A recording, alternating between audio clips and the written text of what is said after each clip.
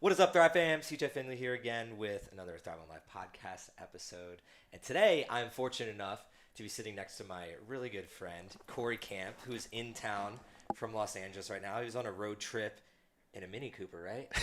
In a mini, baby. Heck yeah, going from LA to, I was watching your stories, you did Sedona, White Sands, Big Bend. Now you're here in Austin, Texas. And I'm so happy that you chose to spend some time with me. But first question I always ask everybody is just, how are you doing today? Dude, it just feels good to have space around me and like not be cramped. Obviously I learned a Mini Cooper is not the car that you want to be traveling cross country in, let alone when one person in that car is like transporting their life to Austin. So we're talking hangers in my ribs, bags everywhere. How far of a drive is it? I think we added more time because we went north to Sedona first and then down. Each day was about 6 to 8 hours in the car. And what were you doing in between, like, being in the car? It was great because for when I road tripped from east to west with my dad, not even a year ago, making that transition myself, we just kind of like spent more time in each city. This time it was just like quick one night stay, go out for a hike in Sedona. But along the way, we were breaking up these drives by just going out for hikes. It was great. We like hiked in Phoenix. We hiked in Tucson. We did a random hike in Las Cruces, and just along the way, it was a different way to see the country. I enjoyed it, man. It was fun. Oh yeah, I'm gonna have to hit you up because I was talking to you about this before the show.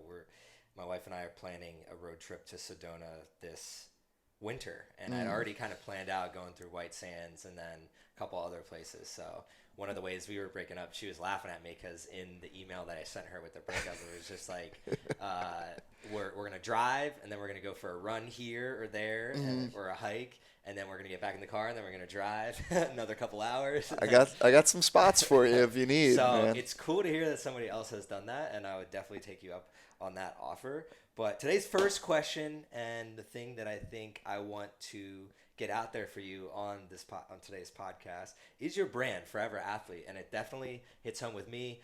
I've been on Cory's podcast, so in the notes here, we'll have to send you that for y'all to listen and make sure that you get in touch with and in tune with what he's up to. But you're wearing the shirt right now, Forever Athlete, always moving forward. Start off with just run me through, what is that? Man, there's so much backstory to it. So for context, grew up a swimmer. That was how I identified my entire life. And I swam through college, had a pretty good swimming career, pretty successful. Where'd you go to school? Delaware. Okay. Delaware. We shared some good Delaware memories. Yeah, my buddy Jeff is listening to this. But so when that chapter of my life was over, I just immediately felt out of touch with reality. And I released an episode actually today talking about it. My whole life I struggled to connect with regular people, like the people just in my day-to-day life at school growing up. It was like they didn't understand when I was like, oh yeah, like I've been up since 3:45, 4 a.m. and I swam for an hour and a half before school today. They were like, why? Like, why would you do that? And in my head I was like, because I wanted to get better and grow and like eventually get a college scholarship, and like I had a clear why in my head. So when the chapter ended for me, it literally felt like just this complete loss of identity. I struggled to connect with people around me. I didn't feel like I really belonged with the people around me. I really felt that in my first job out of school as I was refinancing mortgages, which was like a super sexy job, I know. Sitting in a call center, suit and tie. Getting a mortgage now for a second property, it is like, hey, let me know. Like, it's great work. It's fantastic work. But even in that setting, right? Like, it was just my coworkers couldn't understand that I put in a 2-hour gym session prior to work in like a 12-hour day. They're like, why would you do that? Like, you're about to work. And I was like, that was like a non-negotiable for me. It's just, I didn't know any different. And I just really struggled to understand why I was pushing my body and pushing my mind after I lost that structure of swimming. It was like just this open-ended thing, right? I wasn't training for anything. I was just training for life, as they like to say. I was like, there's got to be something to this. So when when people kept telling me, "Oh, that's so cool. You're a former athlete. You're a former swimmer," to me, it just felt like almost like a pat on the back. Hey, nice job. That's super cute that you used to do that. But like, what are you doing now with your life? And for a former athlete was always this. I felt as if that just boxed me in to like you just assumed all these things about me and you knew me, and I was like, that's not who I am. How can you sum me up in just a single like identity? I think we're express as human beings, we're multi-expressional. We are more than what we do as a job. We're more than two voices on a podcast right now. We are doing our best right now to capture just a small chunk of that and share that so that other people can understand it. So I wanted to create Forever Athlete really to be this brand where it provides that sense of belonging to that 22-year-old Cory who was lost and didn't connect with the people around him. So that's why there's a community aspect to it. And I wanted to bring people together and just say, hey, look, I see you, I understand you. We're gonna grow together. We're gonna be moving forward together. And it's not always linear. There's gonna be ups and downs, but long-winded answer. Forever Athlete is really just this, to me, representation of living life outside the box. There's less limitations. You can do anything. That's truly how I feel now. Something you said really hit home with me, and that's how like we're multifaceted as human beings. And a lot of people, no matter what room they go into, they kind of mold themselves to whatever facet the other person wants them to be, rather than just being their true selves. And one of the things I thought about was when we are younger, and like I was a 4-sport athlete, and you get kind of labeled as this athlete, and that's just who you are. And then in the classroom, if you're like me, it was a very confusing time because I also was very studious. So it's like a conflicting thing where it's like, who am I? Am I an engineer? Am I an athlete? And as we go into adulthood, you start realizing that the more that you stick to just one of those things, the more harmful it is, I think, to your psyche. Now, why do you think that we get to this point in the first place? Because I've thought about this for a while, but for somebody who's building a brand around Forever Athlete, why, when we're younger, do we feel like, at least this is what I felt like I could only be an athlete, like couldn't be the multifaceted thing? Where do you think that stems from? It's a good question. It's a loaded question. I mean, I think it's a multifaceted answer to it. I mean, I would say from a societal push, it's like you see it in sports, right? At some point, it shifts from being all about, hey, just have fun out there to you got to win. And maybe you have parental influences, you have coach influences that are like, hey, ZJ, you're really good at this. Like, you might even get a college scholarship one day. And all of a sudden, it switches from being about having fun at practice and training to now this is super serious. It's like, why? Like, why do we lose that? And then from another aspect, something I've been contemplating, it's like just identity in general. Like I'm writing this book with a whole bunch of co-authors around true identity and what does that mean? And it's titled Forever Athlete, How to Tap into Your True Identity. And spoiler alert, everyone's going to have a different answer to that. That's why it's a co-author project. I was like, I can't answer this by myself. But what I've noticed, the more and more I look into identity, I think we latch on to just quick labels. One, so that we can just quickly share that with someone else to like build a better connection and skip a lot of the other stuff. And that's, I don't know if that's good or bad, but it's just like, we want to be trusted. Yeah, Quickly. And exactly. I think that's where, to build that trust, we try to mold ourselves to whatever we think is going to gain that trust from that person. But at the end of the day, what I've noticed is build like true trust is when two people allow each other to be just their real, I guess, identity is what you're looking after. And it kind of gets me down the rabbit hole when you think of identity, of what did you give up to have that identity of the swimmer? Like, Oof. what were some of the things that? Because Everything. I had a lot of yeah, it's like, but I'd love for the audience to hear this because like there does come sacrifice with certain Yeah. decisions you make. And a lot of the things that I struggled with was like I gave up skateboarding because was playing soccer, and I loved to skateboard, but it was like you can't get injured. Yep. You're like you got a big season coming up, and then that gets in your head. So then we're programmed as adults that like can't do a job that I love because of X, Y, Z. So for you, like what were some of the things that when you look back on your identity that you were giving up to be this quote unquote athlete? Yeah, I mean, another great question. It's like similar to you with skateboarding. It was like I've never skied or snowboarded in my life to date even. Like to now, Ever. now. Yeah, because Bro. I know that season always fell in the middle of like peak competition swim season. So for context, like early December was like big meet number 1, and then big meet number 2 came like late February, early March. So that's like peak winter sports season. So I mean, I wouldn't say deathly afraid, but I never wanted to disappoint my coach. Like I saw how much he was putting and investing himself into my progress and growth, that I felt like I would not only would I be letting myself down, more importantly I'd be letting him down if I went against his advice and I went out on the slopes and God forbid like broke my leg or like did something to my shoulder and I couldn't compete at the level that I wanted to, even if it just affected training, not even affected the meet and missed the meet. So, I mean, that was always running through my head. And it's funny to see like the lasting implications around it. It's like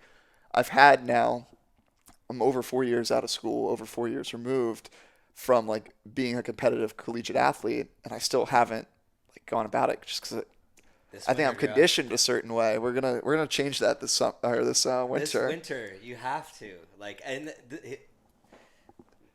one of the reasons you have to is because I have to again. I have not snowboarded since, and this has nothing. This is more life gets in the way. Yeah.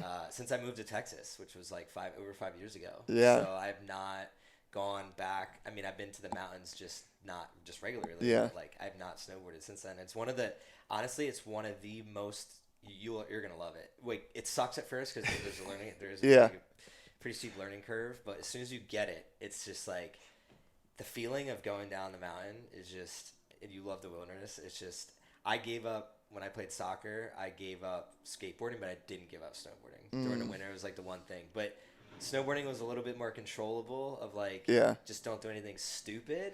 Skateboarding is just like, you're always trying to like progress that next level, and it's just like your board slips from under you, and now you have a broken arm, like or something. And when you're snowboarding, it's a little bit more under your control, is what I realized. So that was one of the reasons I kept doing it. But I really love your response there of not even thinking about yourself and thinking about more of the other people around you, because I think also when we're like kids going into teenagers, going into college, and then going into our jobs, one of the things that I've realized is you take that same mentality, at least I did, into my first job. And I think that's super harmful because like the people around you, like it's not the same anymore. And for me, when I think of Forever Athlete and my journey being an athlete, I lacked a team. Like as soon as I got out into the corporate space, I didn't really trust anyone else's opinion around me. I'm just like, you're not getting up at early in the morning or going to the gym after work. Like, I don't even want to be around you. So for you, I know you're pretty well traveled. How was the impact of when you first got out of college and you were a part of a team to like not going to a team anymore? And when you were in that initial job, like what was your feelings towards everything around you? Like, were you seeking a team? Were you actively going out and participating in more sports? Or what did that look like for you to begin starting that team? And the reason I asked this question is because you have Forever Athlete now, you're kind of years into it. But in the beginning, there might be someone else out there listening right now, like they just got that job, or they they're feeling stuck and they don't know where to go or what to do. What are some of the things that you were trying to kind of fill that gap of not being on that team or not having that structure anymore? Yeah, I think I mean, hindsight now, looking back, like subconsciously, I was seeking that, but I was looking at it. I was looking for it in the wrong places. I was looking for it at the Thursday night bar specials that were like 2 for 1, or personal favorite was Flip Night, where literally this bar would be like, all right, heads or tails, you call it right, your drink's free. And I'm like, dope, I'm going to meet some really cool people there. And I'm like, why was I looking there?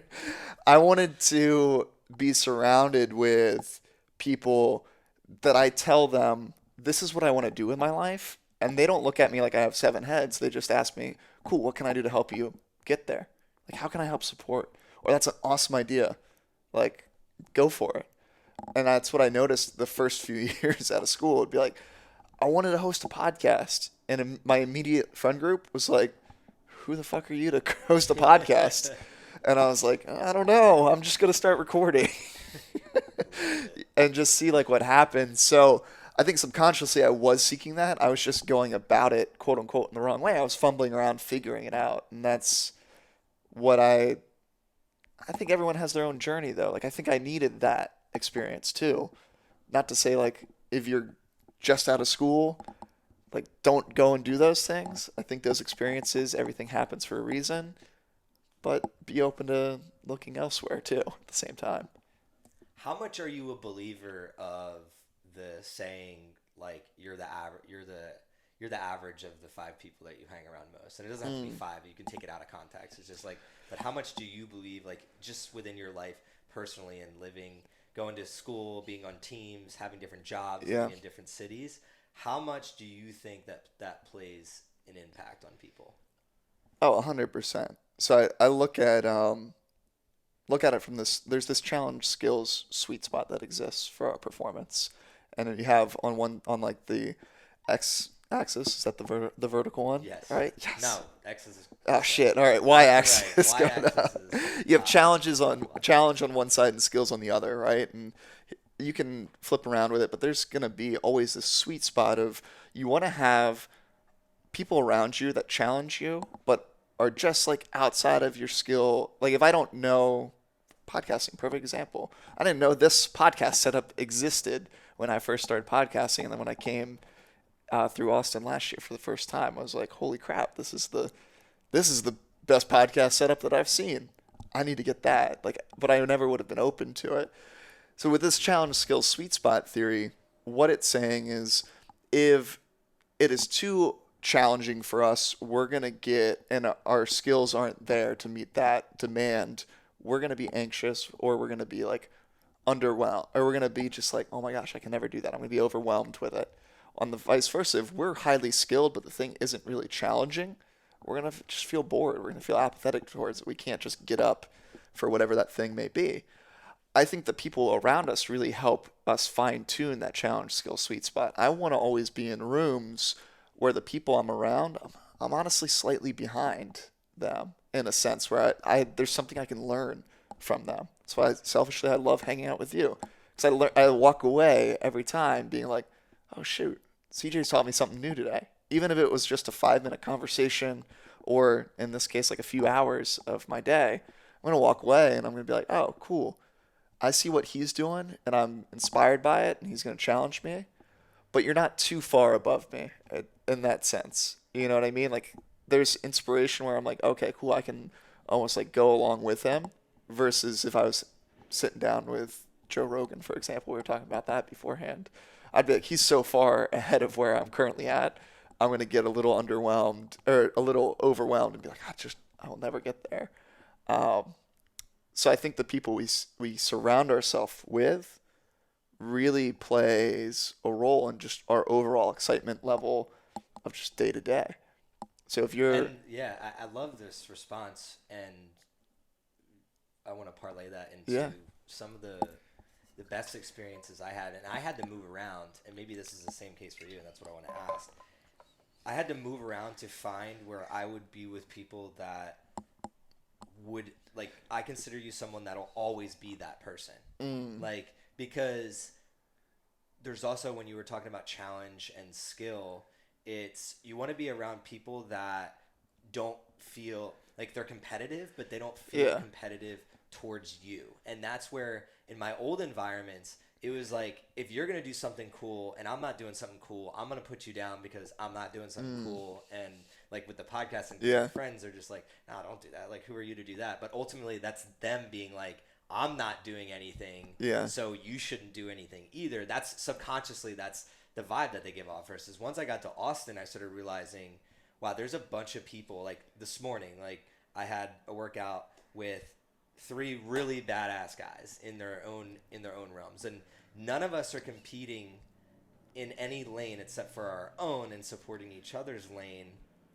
But like respectively, if you took us as individuals, you'd be like, damn, they're doing some pretty cool stuff. Now, are some of us quote unquote ahead on some of the other scales? Yes, in society's scale, but that's where, for you, how have you navigated that challenge and skill, because you're trying to do something that's never been done? And what I found on my end is it's very tough because like I don't want to be Joe Rogan. So it's like a lot of the overwhelmingness comes from I don't have anything to follow. We're no used blueprint. to following our whole life, and then now that there's no blueprint, like I was talking to somebody the other day about the podcast where I enjoy having guests like yourself on, but I could also be going after people that have millions of followers, right? But it's like, this is what I enjoy. We've talked about that too. Would a million followers maybe get me more clout and get me more listens? Potentially. I don't know because I haven't done it. But because there's no blueprint, it can be very overwhelming. How has that been for you? And like just psychologically, since creating For Other Athlete, what has been the feeling you've had over the years of like as you're growing it? I'm laughing because I'm like, depends on the day. Some days I'm like, I'm banging my head against this wall behind me. Like, dude, don't do that. I just painted. Like, what am I doing? This is so frustrating. Because to your point, like we've had this laid out structure, right? Especially coming from the athlete world, where it's like, all right, cool. You get involved at the rec level. Then there's travel and club options. Then you take it a little bit more seriously, and then maybe like you're winning some championships, and then then there's this college scholarship option, and then if you're really good at what you do, maybe there's a professional route depending on your sport. Awesome. And it was just kind of like you could break down those goals really easily, right? You can be like, oh, I want to be an Olympian, so therefore I need to make Olympic trials, or I need to get top 2 at Olympic trials, so therefore I need to qualify for Olympic trials, which means I need to qualify for nationals a couple times and do really well there, and like all the way back down to like what I'm doing at 10 years old. And see, it's actually total tangent, but I love it. So true. As I was moving to LA, my parents were cleaning out some stuff. They found a assignment that I completed in like 3rd grade or something. It was like, what's your biggest dream? And I was like, to be an Olympian. That's awesome. And then the next question was, what do you need to do to get there? And I just put an arbitrary time. I was like, I need to go a 103 and 100 back, which for context is probably about 20 something seconds off of what an Olympian would actually be doing. But at like 8-10 years old, I was like, that's it. I'm going to go 103 and 100 back. And then the next jump is I'm an Olympian. All of that to say, since I lost that structure, it's been really hard to recreate that. And that's kind of what I'm figuring out on a day-to-day basis is like, what are my metrics now? What does success look like to me now? It's different. And for the first time, I realized like I can define those truly for myself. And that's like a lot of work to like sit from. And this is what I do with a lot of the people I get to work with is we take a look at where your values came from. And then we look at like, who do you want to be? And do those values match up? And maybe we challenge them a little bit. Like, for example, my parents love them to death. They both came from the teaching realm. So they have a certain way of operating and value system that comes with that. Like, we value money differently. I value money as this vehicle to invest into different avenues to grow, whether that's growing myself, growing the money, like whatever it may be. And like, it was this really tough conversation when I told them last year that I was going to step away from a quote unquote secure job 6 months into this global pandemic thing that we've been dealing with. And they're just like, are you crazy? Like, what are you doing? And then a few months later being like, oh, by the way, I'm also going to pack up my life and I'm going to move to the West Coast. I've never lived more than an hour and a half from home. And they're just like, what is going on? But we had to have that conversation of, look, we value and prioritize things differently. And I think I've kind of lost track of the original answer to this question, but getting clear on values has allowed me to understand these are the steps from me there, and I'm creating them for myself for the first time in my life. And that's really, really freaking exciting. I mean, I think that's a brilliant answer. So it wasn't just like, yeah, like earn one for the Forever Athlete Score. Squad. No, that's a brilliant answer because the way that I think about it is if you were to go back to that 10-year-old self and someone asked you, like, who do you want to be and how you're going to get there? It's not the fact that you wanted to be an Olympian. It's the values that you have as a kid when you're working out to be that Olympian that we feel. Like when you're a little kid and you go to practice, you feel the same thing as like when you're my age and I go to practice. It's the same feeling. It's like camaraderie, grit, passion. You feel the same things. You just don't know how to articulate it as a kid. So it shows up as like, I want to be a professional. That was me. I want to be a professional athlete. I would watch. The only channel I watched was ESPN.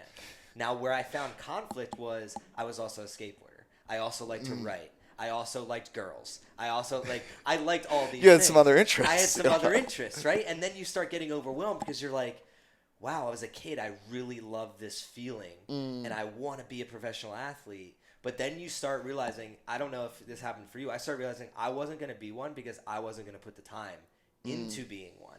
And that was also a scary feeling because you're like, well, then what do I put my time into? So I love your answer because at the end of the day, I know what it's like to jump ship. I know what it's like to just up and leave and go somewhere else, and your family's like, where the hell is CJ going? But my values never changed. Like I always stuck with just like, I'm just going to work hard. I'm never going to give up. Like, I'm going to be authentic to myself and, like, what I'm feeling. And where I'm going with this is imagine if we asked, like, when you get into kindergarten and then every single grade, instead of, like, who do you want to be, it's why do you want to be that person? And that's where I kind of want to dive a little bit into, like, why Forever Athlete? Like, what values does Forever Athlete have and who is it serving? I love that.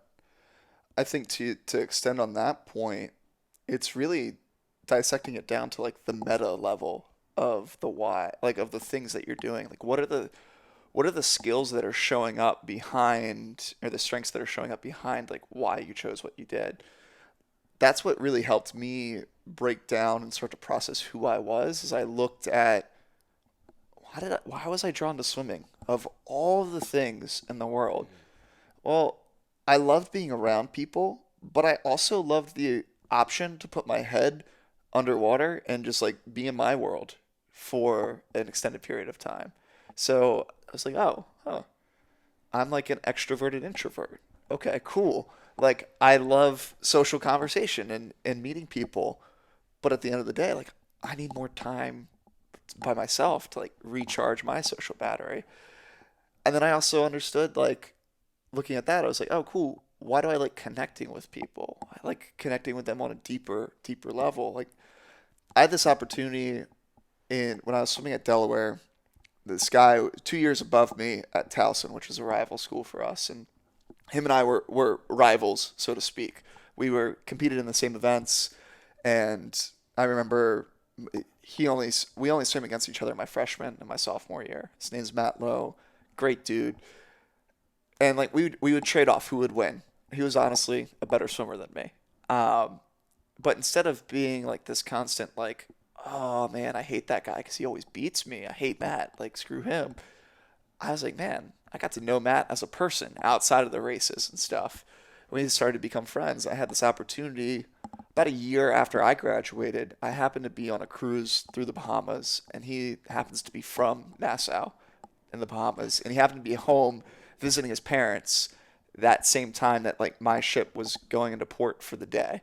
So I reached out to him and I was like, hey man, like I'm going to Nassau. And he's like, no way, I'm here. Let me give you a locals tour of the island.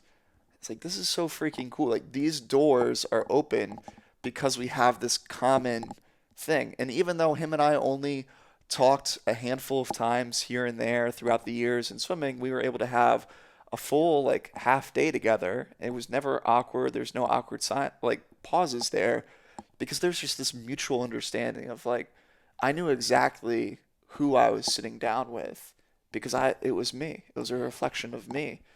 And that's what I hope Forever Athlete can provide to people is this opportunity to connect with people where it instantly pushes all the bullshit aside and you can just like drop in to deep conversation and be like, yo, like I see you because I see me in you and we can connect via that.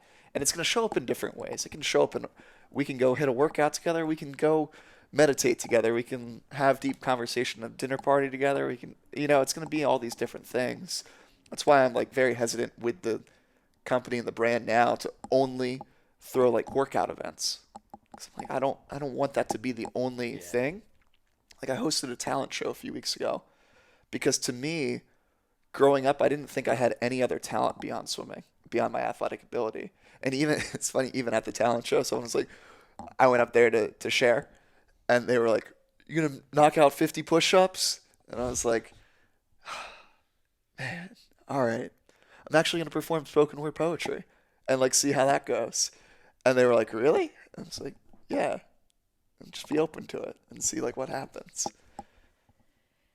Something you said kind of hit home. It was talking about the extroverted introvert, and I think a lot of athletes fall in that line, especially like people think that like I'm just super extroverted, but what I've realized is sports. You just made me realize that sports conditioned me to be the extroverted introvert because you don't get better at the sport by playing just with your teammates. Like I excelled at the sports that I would play out front of my house alone for hours. Yeah. Those are the ones that I got better at. And like my best two were soccer and hockey, and we played. Those were the two most played ones in front of my house and behind my house with the goals that we had. Yeah. And that's why I kept getting better at it. And I think what happens to people, because I love the brand that you're building, I think what happens to people is they don't necessarily, like for me at first, you talking about the bars when you graduated reminded me of myself because the extroversion, you think that's going to solve your problems. And I started getting addicted to the extroversion part of it and losing the side of myself that was like practicing on something. And for me, now that I'm thinking about this, and I'm just going on a tangent because this could help other people. I felt the pressure of society, and I felt like I couldn't practice because practice was wasting time. Meaning like you just mentioned poetry. Yeah. I never was writing up until probably my late 20s because I would sit down to write and be like, I could be doing something better. I could be doing something more extroverted that gives me this feeling of whatever it is that gives me more dopamine and serotonin. Yeah. Rather, when I think back to like the biggest joys of my life happened when I was practicing alone, and then in the game, you score the goal or you win the swim meet because you were practicing alone and you kept practicing. So the reason I'm going down this rabbit hole is like, what are you practicing today?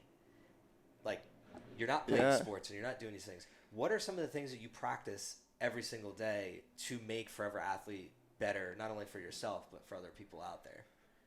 Whew.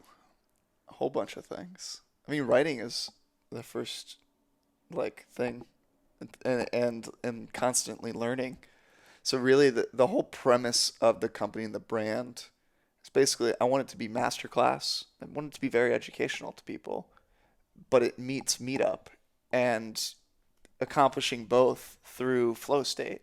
So flow state psychology, understanding that's like the headspace that we got in during game day because we had the practice and everything perfectly lined up in place so that we could drop into flow as soon as we had time to perform. So for me, it's like we need to understand flow it comes in 4 stages. There's always a struggle phase. We want to struggle up until a point of frustration. Then we want to have a release. Then we want to drop into flow. That's the 3rd stage. And then we want to recover afterwards. And we can look at it as this like macro picture of that can happen in a day, but that could also be set up in a month, 3 months, a year, whatever it may be. We're going to go through seasons in our life where maybe we're just starting that business and we're in a 3 to 6 month like heavy struggle phase. We're getting really freaking frustrated every single day. Why isn't anyone coming to my product? Why aren't they buying my services? But understand, like on the other side of that, there's flow. But we need to release it. And really what I'm practicing is picking up on those things throughout the day. I love biofeedback. I love systems. It's something you and I have in common is like, how can I create the perfect day for myself? Yeah. And then how can I help other people start to understand their biorhythms and their the circadian rhythm and like how they're genetically wired and hardwired, and how can we start to provide them with this freedom to operate on a day-to-day basis towards their peak performance. It's going to look different for everyone.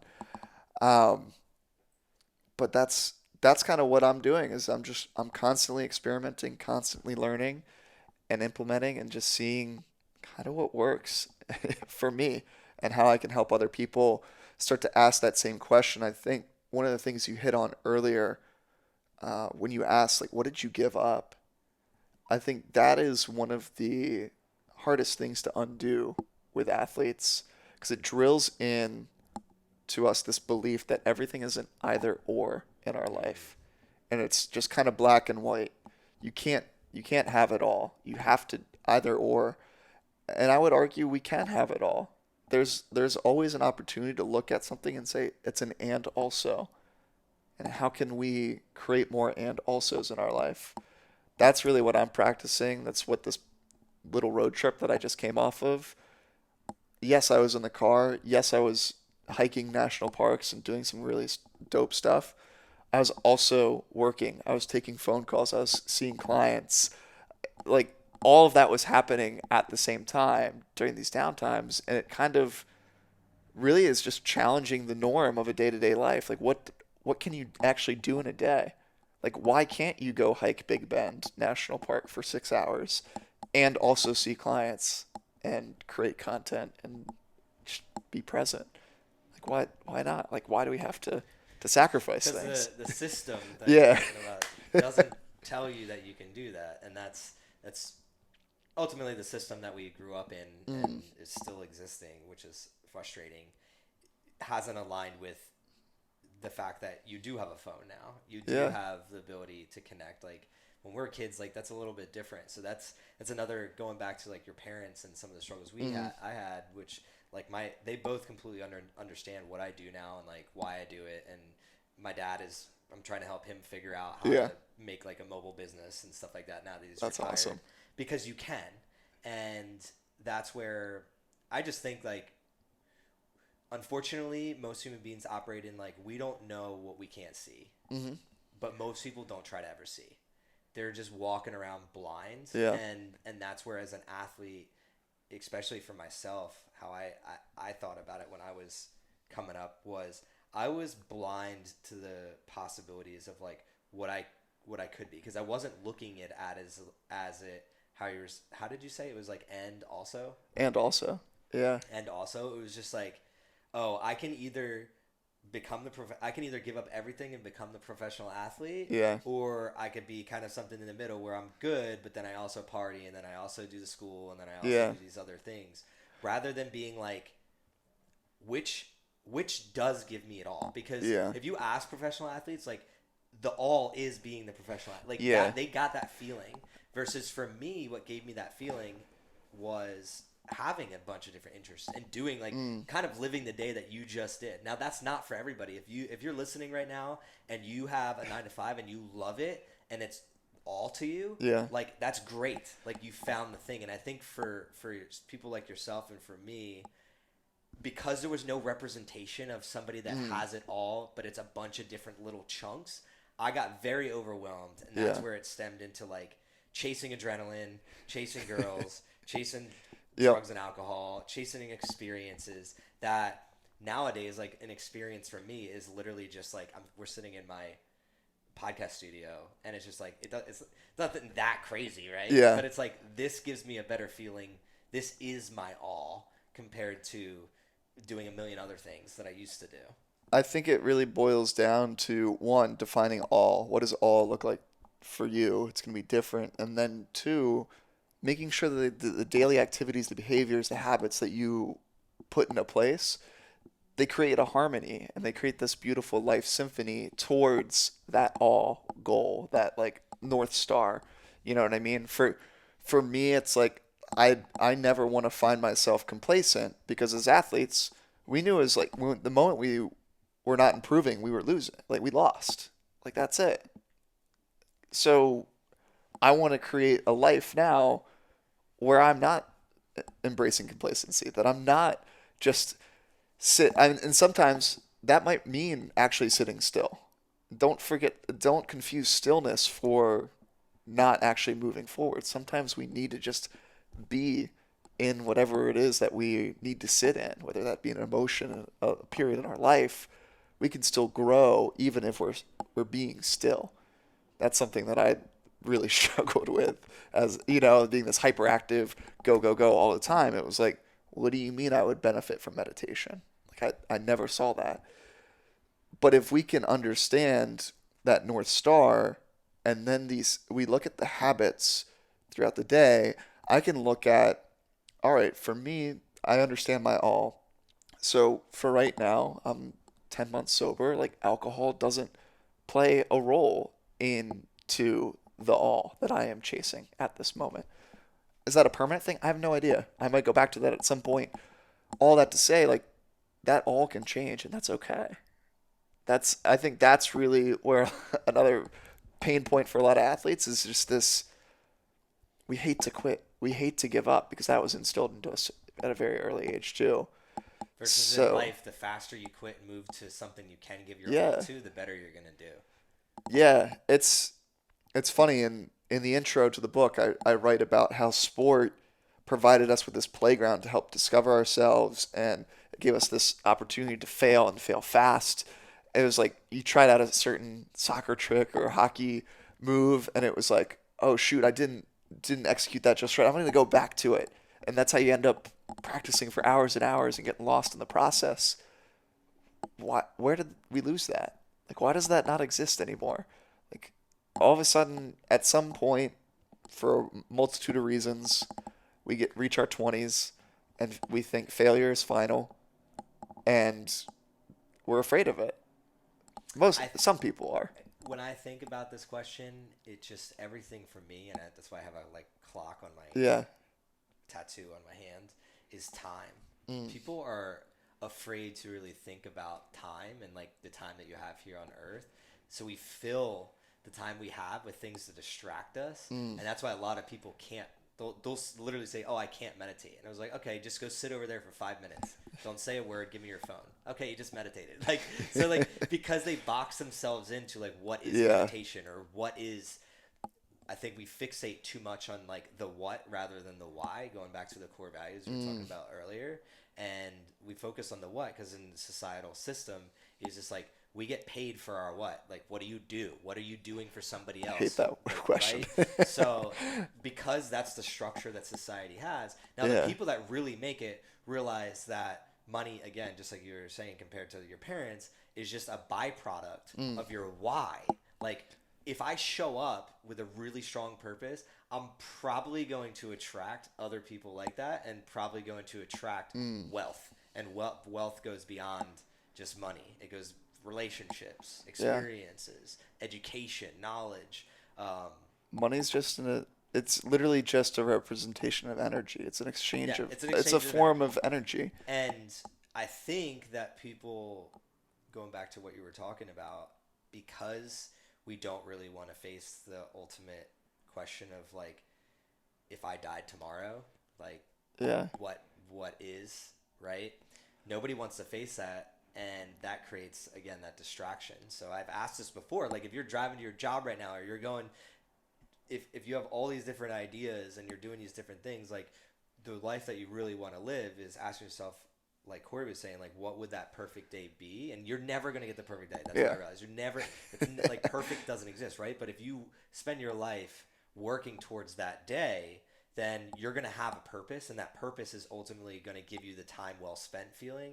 And what I've realized is when you feel like your time was well spent, like at the end of the day, if you're just like, you're not, most healthy people aren't looking at their bank account at the end of the day. Like they're just like, oh, I had a great day. Like that felt great, right? So for you, when you mention that perfect day, like what does that look like today? And then I also want you to go into the future a little bit, because like today's perfect day is going to be different than the future. Like if your goal is to grow forever athlete and be a millionaire, like your perfect day then is then expanded. Like you're able to do some cooler things, quote unquote, than you can right now, but you're still doing some awesome things right now. So 2-part question, like what is your kind of like perfect day today? And what does it look like? What do you want it to look like in the future? And this will help people kind of like adjust to what is their day today and what is their perfect day, and then also realizing that the perfect day of today isn't the perfect day of tomorrow. Yeah. I think I was fortunate earlier this year to truly experience my version of the perfect day. And it happened while I was down in Rio de Janeiro in Brazil.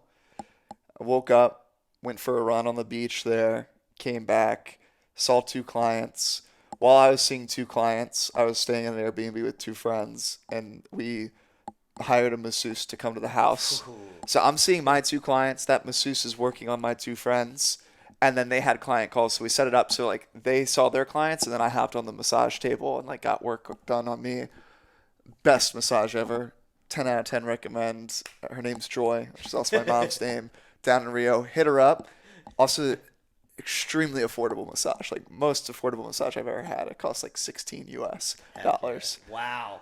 So we had that, and then had one more client session. Ended up going to lunch. Came back, spent a little bit more time on like admin, content creation, all that good stuff.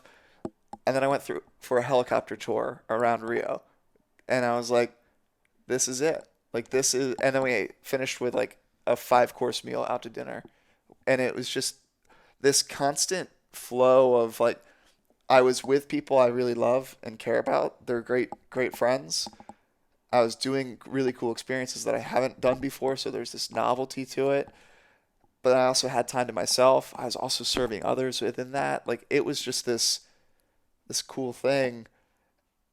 And I would challenge that and say, from a meta level, I don't think any of that will change when I quote unquote arrived and made it, and like the brand is where I would like it to be, because I think the brand is already it's like exactly where I want it to be.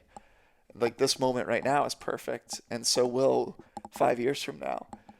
I just think the way it will be expressed might be a little bit different. It might be a little bit more extravagant, quote unquote, 5-10 years from now. But I mean, shoot, if I can still get a massage for $16 5-10 years from now, I'm living a pretty good life, man. Yeah, you're perfect. What I meant from the future is it's like your ability to make somebody else's perfect day is expanded, because if that's the cool thing about business is as your business grows, your ability to serve other people and bring them kind of up with you and rise the tide for somebody else.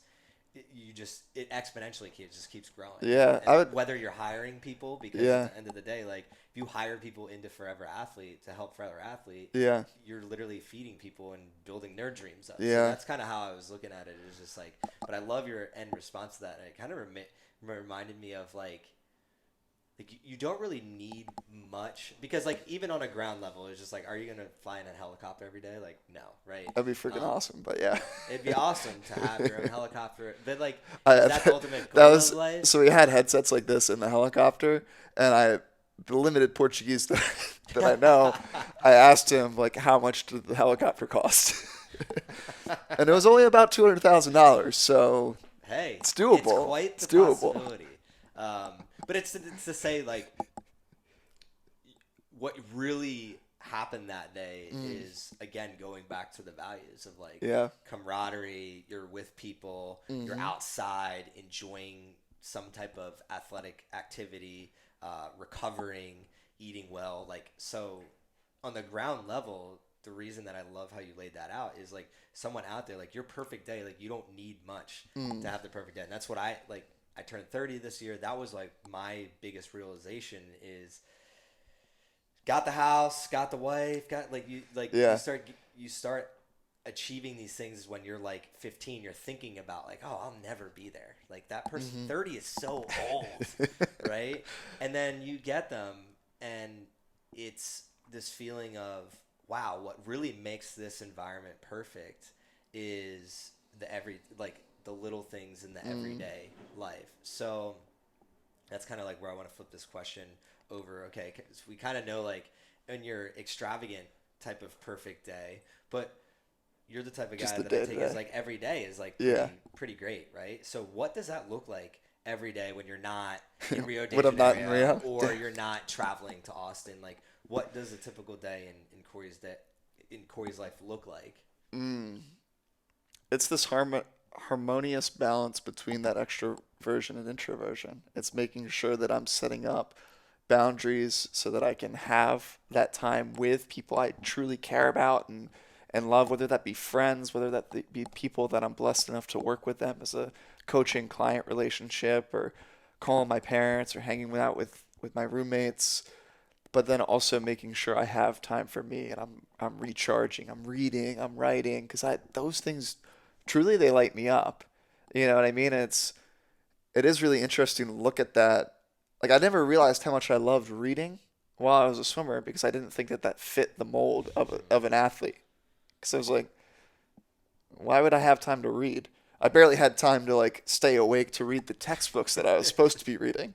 Why would I read for pleasure? Like, that makes no sense. That's crazy. No Yeah, way. exactly. That doesn't I thought exist. the same way.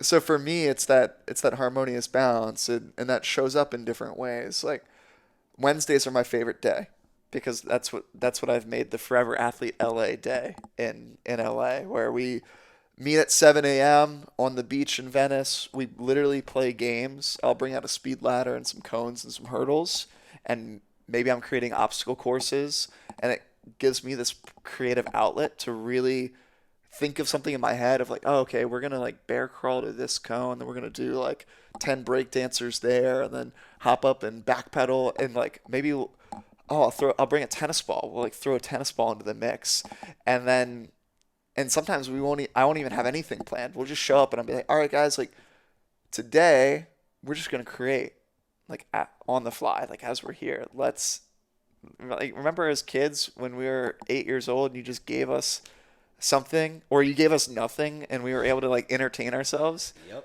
I'm like, let's recreate that. Like, let's get really, really freaking creative. And we go from that group setting, and then we go to like a coffee shop afterwards, and we like decompress, and we got all like the weird awkwardness out during the workout, and then we can like drop into really deep conversation.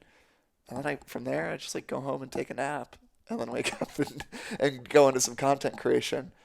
I'm like, that's a really It's a cool great day. day. Yeah. And it reminds me, if you haven't done this yet, I think you did something like it, but for one of the Men We Admire trips we did the Olympics, Yeah. like our own version. And man, it was the most fun I've had in a very long time.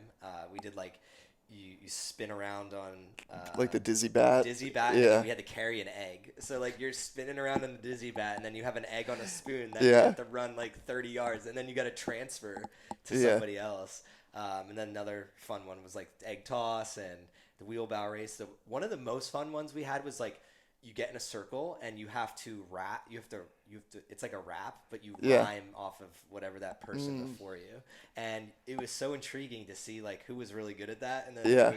I'm terrible at that. But So we're not gonna play right now. We're not gonna play that right now. But like some of our buddies are like so good, and it was just like, damn, like this is awesome. And another one we had to come up with was like we got 5 minutes to come up with a dance, like a 45-second dance. So imagine like dudes just like with some provocative little dance to some music. Yeah. And we have like the mountains in the background. So lo and behold, if you haven't done that yet, I highly recommend it. And think of like the stupidest games that you could think of, because like I hadn't laughed that hard. Yeah. And this is kind of like why I wanted to tell this, is just like I think something that I miss the most with athletics is laughing. It's such an valued thing.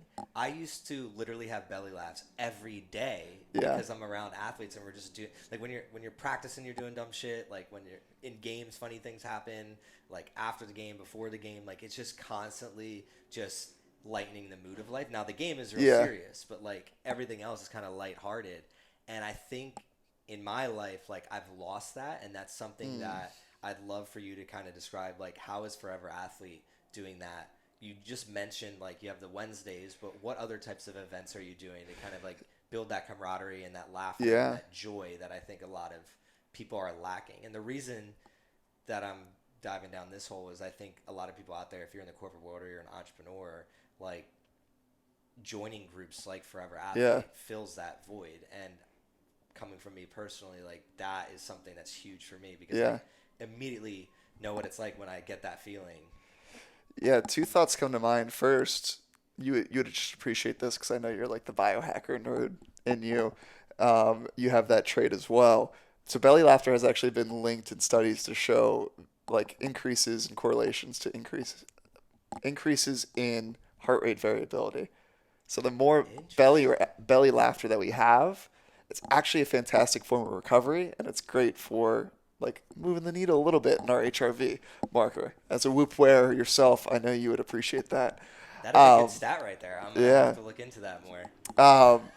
Number two, and like to more directly answer your question, is I'm host. So with the podcast, I want to make it really interactive. It's why I created a community number where people can like voicemail in and call in or text in questions that they want to see answered on the show. But then also recreating like a monthly live where on the Forever Athlete community that I'm building, we just go live, and I like to call them a Raise Your Vibration social hour. And it can mean like whatever you want. There's no real agenda to there. We just pop in, and my hope is that the more people join in, we can, similar to how Men We Admire was set up, where you can go into breakout rooms and get to know one another and see kind of what's what. And we can be super serious like we were in the game and like talk about what are we struggling with? Like, let's go through it. But then also laugh and like not take life super seriously in the same breath. So that's really what I'm trying to create there, is through those social hours. Really, the main goal is raise your vibration. Let's leave the ego at the door. Let's drop that for a second. Like, I don't give a shit about what you do. I care about who you are as a human being, first and foremost. How can we honor that and then allow that to show up in what you do in your life? I love that. And we're getting close to wrapping up here. So this is a good segue into what you just described. How does somebody get involved with that? What is the best way for them to get in contact with you? Yeah. Well, first off, I just appreciate you having me on here, CJ, man. It's always fun having a conversation with you. It's an added treat when we get to record it and put it out there on the wavelengths that exist in the world. So thank you. This is the first one. Well, I was on yours, but like this will be the first one of many in the years to come. So it's gonna be pretty fun. I can't wait to come out to LA. Yeah, man. We'll put you in the outdoor podcast studio that I have there. But to answer your question, Instagram primarily at Cory Camp, CoryCamp, and then website's Forever Athlete LA. That's gonna have all of the details on what the heck Forever Athlete is, the podcast, everything is there. And when's the book launch? It's a loaded question. When does it relatively launch? Relatively, we're probably looking at mid to late November. Fingers crossed, comes out along that timeline. Who knows? No expectations there. Congrats on that. That's an amazing feat, and just everything that you're up to, and just thank you for spending the time here. Anybody out there, please reach out to Cory. He just told you how to get in contact with you, and whether you're looking for camaraderie and you're an ex-athlete or a non-ex-athlete, he's definitely somebody worth talking to and figuring out how you can collaborate and help each other further your own missions. At the end of every episode, I ask the same question of everybody. So what does it mean to thrive to you? What does thriving mean to you? So when I ask you that, and this is just something that's off the top of your head, you don't have to think through it. It's just more of like heart and gut thing. So when you think of the word thriving, what does it mean? I didn't do my homework on this one, man. I'm gonna have to. You're an athlete, bro. Who cares about homework? Exactly. My dog ate it. Homework doesn't exist in my world. I mean, to be honest, thriving for me is just constantly finding that challenge skill sweet spot and putting myself in uncomfortable environments and just seeing how can I respond, learn. All failure is just feedback, and feedback's neutral. So how can I implement that to just continue this process of growth? Heck yeah. I love that, the challenge skill kind of mindset you're talking about. And the biggest thing I think throughout this conversation that hit home with me was really the end also when you were talking about that. It's something that I've struggled with my entire life, and I think it has stemmed from there's not a lot of people that think in the end also. And I didn't really have any mentors or people to look up to who lived by that. It was kind of the generic. I grew up in the generic environment. Yeah.